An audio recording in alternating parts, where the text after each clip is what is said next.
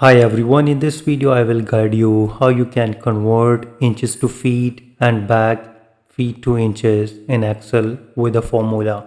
It's pretty simple and easy. Let's get started. First you need to select the cell where you want to place the formula.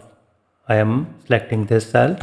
You need to put the is equal to and use the convert function, open bracket and select the cell, comma, and then space and then double quote, and you are now converting inches to feet. So for inches you need to type in double quote, comma, and again double quote, and now you need to put ft for feet, double quote, and close the bracket, hit enter, and here you can see that it is easily converted. The 24 inches is equal to 2 feet and 30 inches equal to 2.50. So, and you can see that.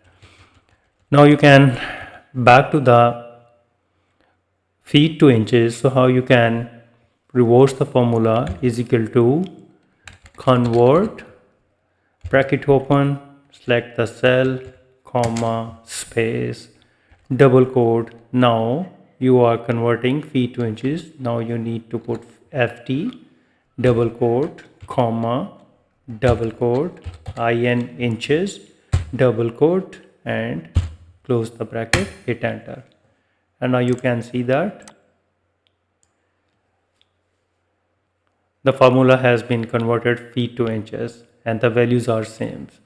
So with this formula you can easily convert values and make your life easy. If you think this video is helpful and you have learned something new, please support my channel and don't forget to like, share and subscribe. Thank you very much.